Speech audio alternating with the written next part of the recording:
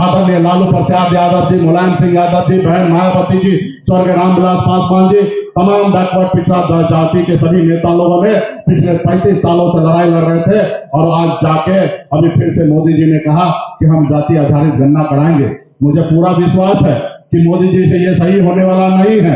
सिर्फ अभी बिहार में चुनाव है, चुनाव को देखते हुए बिहार के लोगों को गुमराह करने के लिए आए हैं। हम लोगों का आने वाला समय में लड़ाई होगा देश में कि जाति आधारित गणना किया जाए और जिनकी जितनी संख्या है उनको उतना हिस्सेदारी मिलना चाहिए। इस देश में गरीब पिछड़ा दलित के सभी को उतना हक मिलना चाहिए। इसके लिए मैं मजबूती से हम लोग काम कर रहे हैं साथियों। सिर्फ जरूरी है कि आप लोग हमारे हाथ को मजबूत करें। और मैं यहाँ पे मीडिया के साथी यहाँ पे उपस्थित है, मैं आपके माध्यम से मैं बिहार के नेता स्वर्गीय रामविलास पासवान जी के सुपुत्र चिराग पासवान जी को मैं कहना चाहूंगा। मैंने उनका एक स्टेटमेंट सुना और देखा कि वो कह रहे हैं कि जाति आधारित गणना हो लेकिन आंकड़ा जो है सरकार पब्लिश ना करे, सिर्फ सरकार अपने पास रखे। अब बताइए, आपके पिताजी इतना मेहनत किए, लड़ाई लड़े जाति आधारित गणना करने के लिए और आज आप मोदी के गोद में हैं।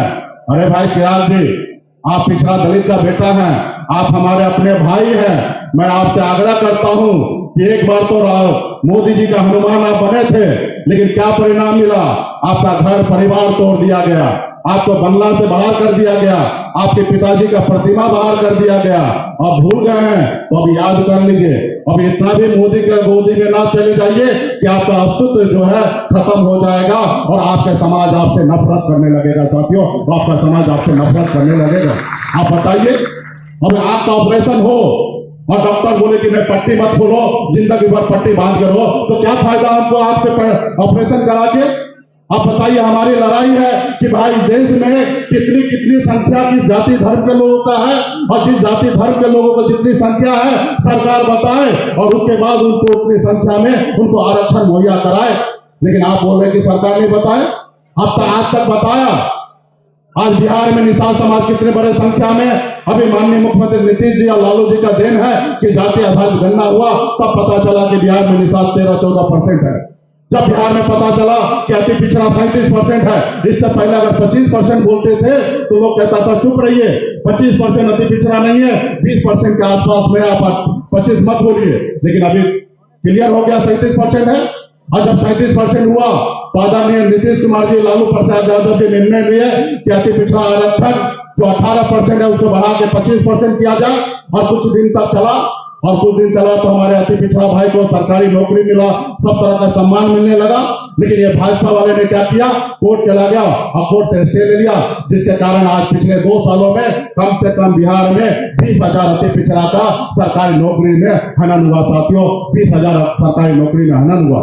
अगर यही मोदी जी अगर हितैषी है, यही भाजपा का सरकार अगर बैकवर्ड सरकार है तो उनको 7 लंबी सूची में डालकर और बिहार में आरक्षण लागू कर देना चाहिए।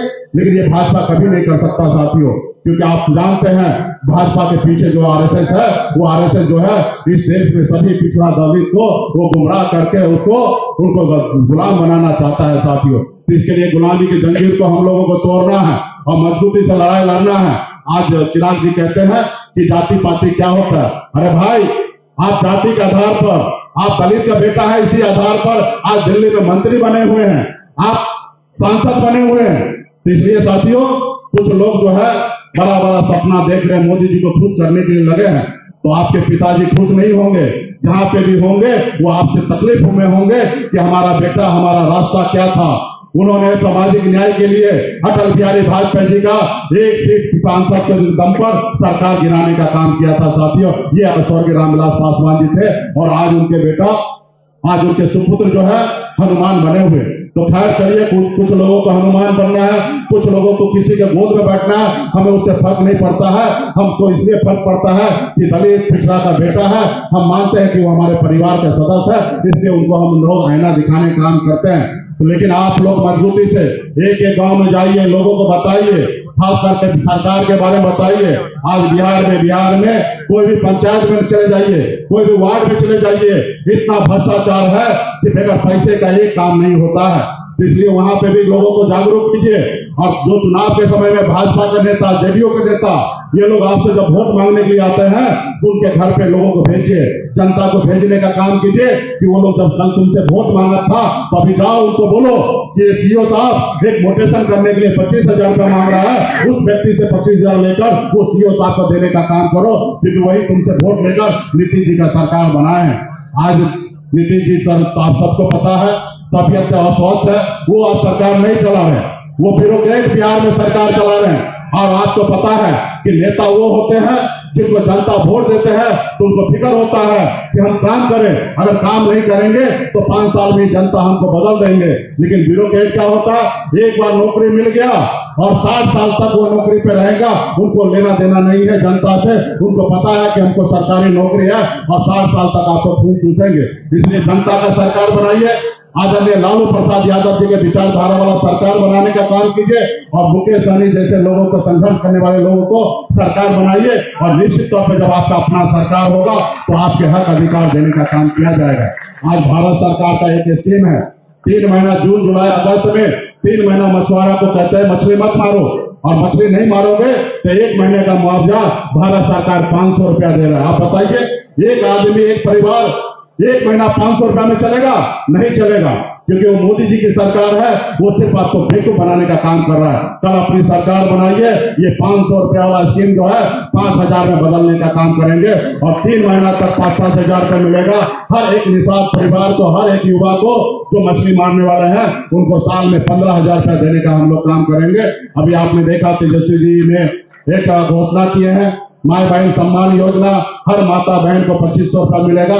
इसके भी प्रचार आप कीजिए और सरकार का जो खामी है वो भी गांव गांव में जाके बताने का काम कीजिए और मजबूती से अपनी आने वाला सरकार बनाइए।